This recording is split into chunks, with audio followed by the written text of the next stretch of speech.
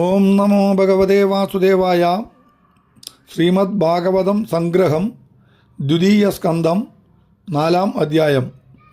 4-ാം അധ്യായത്തിൽ പരീക്ഷിത്ത് ചോദിക്കുന്നു, അചിന്ത്യരചനാരൂപമായ ഈ പ്രപഞ്ചത്തെ ഭഗവാൻ എപ്രകാരം സൃഷ്ടിക്കുന്നു, എപ്രകാരം പരിപാലനാദികൾ ചെയ്യുന്നു, ഏതെല്ലാം ശക്തികൾ സ്വീകരിച്ച് അവിടുന്ന് ലീലയാടുന്നു.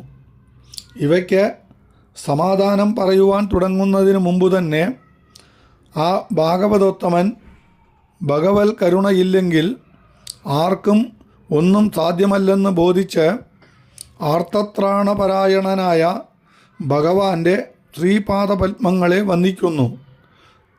ത്രിഗുണാത്മികമായ യോഗമായ കൊണ്ട് ബ്രഹ്മാവിഷ്ണു മഹേശ്വരാദി രൂപങ്ങളെ സ്വീകരിച്ച് പ്രപഞ്ചകോടികളുടെ സൃഷ്ടിസ്ഥിതി സംഹാരങ്ങൾ ലീലയാ നടത്തുന്നവനും സർവാന്തര്യാമിയുമായ നിന്തിരുവടിക്ക് നമസ്കാരം.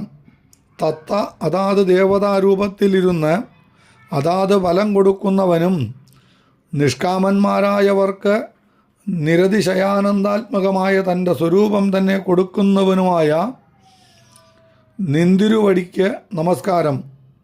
യാതൊരാളുടെ കീർത്തനം, സ്മരണം, ദർശനം, വന്ദനം, ശ്രവണം, പൂജ മുതലായവ പെട്ടെന്ന് അനന്തജന്മ ദുരിതരാശികളെ നശിപ്പിച്ചു കളയുന്നുവോ അപ്രകാരമുള്ള നിന്തിരുവടിക്ക് നമസ്കാരം. തപസ്വികളോ ദാനനിഷ്ഠന്മാരോ യോഗികളോ മന്ത്രവിത്തുകളോ ആരുതന്നെയാവട്ടെ, യാതൊരു നിന്തിരുവടിയിൽ ആത്മസമർപ്പണം ചെയ്യാതിരുന്നാൽ ഒരിക്കലും ക്ഷേമത്തെ പ്രാപിക്കുന്നില്ലയോ അപ്രകാരമുള്ള നിന്തിരുവടിക്ക് നമസ്കാരം. 1000 മഹാപാപം ചെയ്ത മഹാപാപികൾ പോലും യാതൊരു നിന്തിരുവടിയുടെ ശ്രീപാദദാസന്മാരുടെ സങ്കലേശത്താൽ അതിശുദ്ധന്മാരായി തീരുന്നുവോ അപ്രകാരമുള്ള നിന്തിരുവടിക്ക് നമസ്കാരം. സർവാത്മാവായി സർവനിയന്താവായി സർവസ്വരൂപനായിരിക്കുന്ന യാതൊരു നിന്തിരുവടി നിഷ്കപടഭക്തന്മാരാൽ ദർശിക്കപ്പെടുന്നുവോ അപ്രകാരമുള്ള നിന്തിരുവടി പ്രസാദിച്ചാലും ബ്രഹ്മാവിന് പോലും സൃഷ്ടിയുടെ ആദ്യത്തിൽ യാതൊരാളുടെ കരുണയില്ലാതെ ഒന്നും ഗ്രഹിക്കുവാൻ കഴിഞ്ഞില്ലയോ.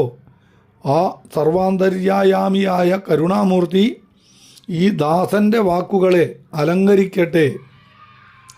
യാതൊരാളുടെ ശ്രീമുഖാംബുജത്തിൽ നിന്ന് നിർഗളിച്ച ജ്ഞാനാമൃതമാണോ പരമഭക്തന്മാർ നിരന്തരം പാനം ചെയ്യുന്നത്, ആ വേദവ്യാസമുനിക്കും നമസ്കാരം.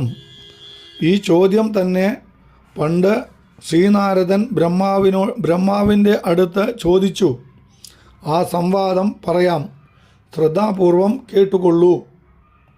5-ാം അധ്യായം.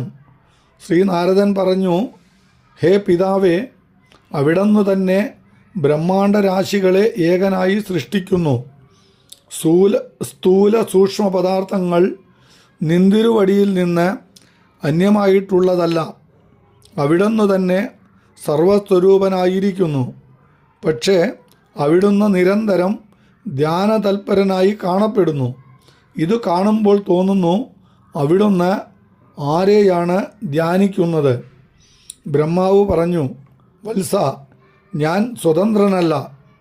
സർവശക്തനായി സർവാന്തര്യാമിയായ ഭഗവാന്റെ ആജ്ഞയെ ശിരസ വഹിച്ചുകൊണ്ടാണ് ഞാൻ സൃഷ്ടി ചെയ്യുന്നത്.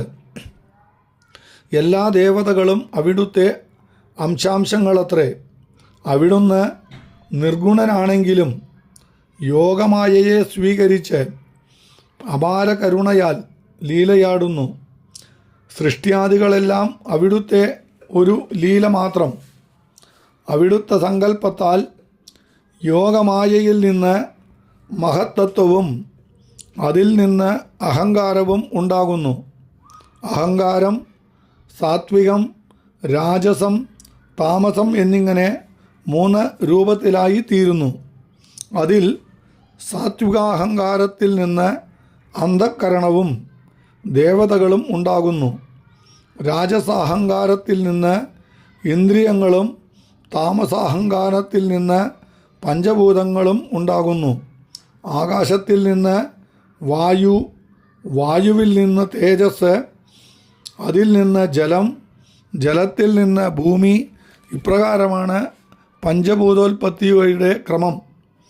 ഈ സൃഷ്ടങ്ങളായ പദാർത്ഥങ്ങൾക്ക് ആദ്യം പരസ്പരം ചേർന്ന് ബ്രഹ്മാണ്ടത്തെ നിർമ്മിക്കുവാൻ കഴിഞ്ഞില്ല.